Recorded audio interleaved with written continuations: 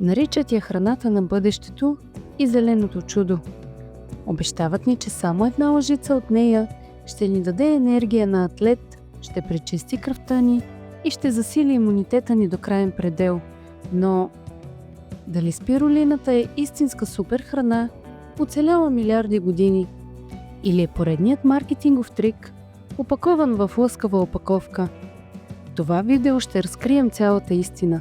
От тайните на ацтеките до менюто на астронавтите в космоса.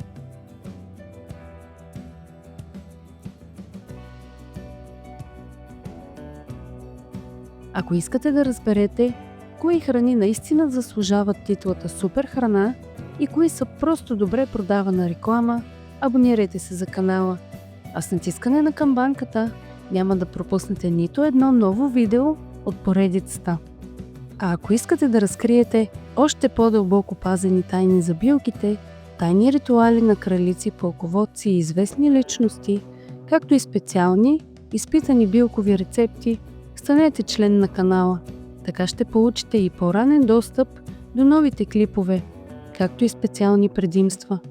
Заповядайте в нашето билково семейство. Може да подкрепите канала и чрез бутона "Благодаря" под видеото. Така му помагате да се развива, за което ви благодаря. Спирулината не е точно растение, а вид синьо-зелено микроводорасло, което вирее както в сладка, така и в солена вода. Смята се, че това е един от най-старите организми на Земята, съществуващ от над 3 милиарда години.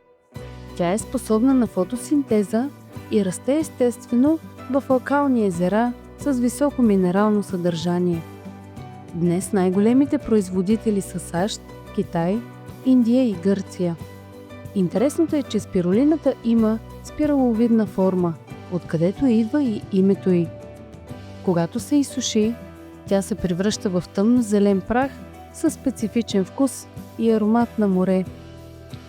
Въпреки че много хора я бъркат с морска трева, спирулината е по-близка до бактериите по своята структура.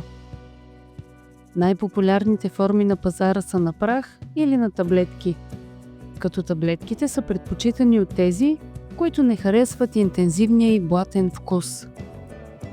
Има ли храна, за която сте се чудили дали наистина е супер храна, дали е толкова полезна колкото ни казват, или е просто пореден маркетингов трик? Споделете ми в коментари. Очаквам вашите предложения с нетърпение. Историята на спирулината ни връща обратно при древните цивилизации. Легенди разказват, че ацтеките в Мексико са събирали зелената тиня от повърхността на езерото Тескоко. Те я сушели на слънце и я правили на малки питки, които ядяли с царевица. Смята се, че това е давало невероятна издържливост на техните пратеници, които прекосявали огромни разстояния. В Африка, край бреговете на езерото Чад, местните племена Канембо използват спирулина от векове. Те я събират в плитки басейни и я влагат в традиционни хлябове. За тях тя винаги е била основен източник на протеини в период на суша. Спирулината възкръства за модерния свят през 70-те години на миналия век, когато учените започват да търсят начини за изхранване на нарастващото население. НАСА дори предлага спирулината като потенциална храна за отглеждане в космоса по време на мисии, тъй като е изключително концентрирана на нутриенти и заема малко място. Любопитни факти. Спирулината е обгърната от интересни факти, които често звучат като научна фантастика. НАСА успешно я използва като хранителна добавка за астронавти, заради способността й да възстановява организма при екстремни условия. Някои хора мислят, че специфичната миризма на спирулината е знак за разваляне, но всъщност това е естественият аромат на хлорофила и фукоцианина. Поради високото съдържание на хлорофил, в някои алтернативни среди я наричат зелена кръв, тъй като структурата на хлорофила е много близка до тази на човешкия хемоглобин. Спирулината произвежда 20 пъти повече протеин на единица площ в сравнение с соята и изисква много по-малко вода. Особено полезна е при анемия и умора. Подпомага концентрацията, паметта и яснотата на мисълта. Съдържа фикоцианин. Този рядък пигмент има силно противовъзпалително действие. Спирулината извежда тежки метали и токсини от тялото и подпомага сърцето, намалява лошия холестерол и регулира кръвното налягане. Ако обичате качествена натурална козметика, биохрани и хранителни добавки, имам нещо специално за вас. С код Тайните на билките пазарувате с 10% отстъпка от Балевски и Киров.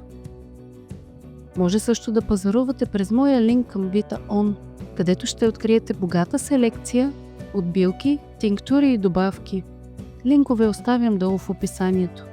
Така не само пестите, но и помагате на канала да се развива, за което ви благодаря.